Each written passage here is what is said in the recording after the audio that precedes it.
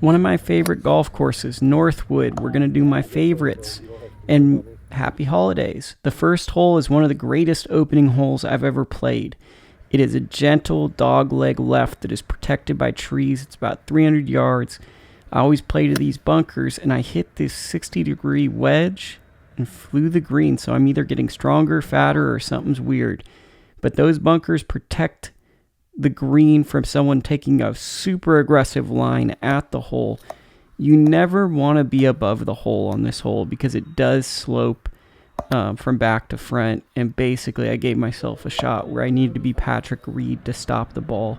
As you can see, I was playing in a friends group. We were a fivesome. I invented other YouTubers. They just chose not to be here. And that's the first hole. It's really fun. The second hole always kind of reminds me of a baby version of the 16th hole at Pebble Beach. And I say that because Mackenzie uses these big redwood trees to create a path where you have to go at the hole and there's a downslope. At Pebble, it's bunkers and narrow tree-lined targets.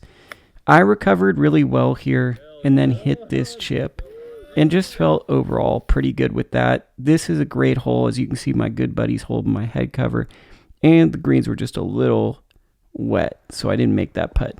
The third hole is a hole I've hated to begin with, but it's becoming one of my favorites, and hitting this shot into this hole probably doesn't hurt, but there's a beautiful house that's kind of symbolic of the iconic house on the third hole. It's Spyglass, and when you play this hole, it's just a great looking shot that's beautiful, mid-range shot, and I hit something and missed my birdie. But it's just a spectacular hole, and it starts kind of the strength of the golf course for me. The fourth hole is a dogleg right, where you could realistically drive this green, but you'd have to elevate your driver very high. I hit that fence and stayed in. Now, I wish I had recorded this, but the weather was causing some issues with my phone to record.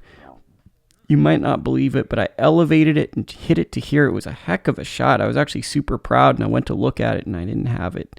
Chipped up there and put it to a close one. On the first time going around, I actually hit the sidewalk and went over the street, and someone helped me find my ball. This is my favorite hole I've ever played in terms of driving, because when you hit the fairway on the first par 5 at Northwood, I don't think I've felt as good of a feeling as that. And then I blew it by just hitting that terrible shot, but it's okay. The fairway has elements of Pasatiempo, the trench warfare hole, where they use a lot of that design, and there's a downhill speed slot where if you hit your second shot, you can get run up. I landed on a mound. I was expecting it to come a little right off of the face and work back. It stayed straight, and there's a classic Mackenzie bunker right in front of the green. I'm using a new gap wedge, and I'm trying to experiment with new ways to chip with it. Hit a decent chip and got a par. It always feels really good at this course to get par. Once again, Slicer's Paradise. The hole is in between those two trees to your right. You can hit a driver, but be careful because the 7th hole runs at the end, and you could actually hit someone on the 7th hole. As you can see, that's the shape of the shot you have to hit. It's very beautiful, and the hole is positioned between those two trees. I basically hit the length of the hole, but I didn't have the direction of the hole. So I left myself with a lob wedge, caught a little chunky monkey, came up short, and then I wish, once again, I filmed my shot because I hit a really good shot and actually made par from there. Feels really great. The 7th hole begins kind of a stretch of holes that are a little bit harder, but really, I'd say 7 and 9 are the hardest holes on this course. So 7, you have this really, really tight fairway. Once again, missed both times I played the course. I missed my approach shot, so way to vlog me. And then got there and converted for a bogey. Really I think 7 and 9 are the hardest holes. This almost made my 2021 even more special. I came about a couple inches from a hole-in-one on 8, and 8 is a very difficult hole. I think it's a little bit longer shot. My friend knocked in my shot, but it's a little bit longer version of the 7th hole at Pebble. So a lot of Pebble influence. This hole is so hard, the 9th hole. This is one of the hardest holes to play. That's a par 5. I missed my shot a little right, hit a tree, came out to here.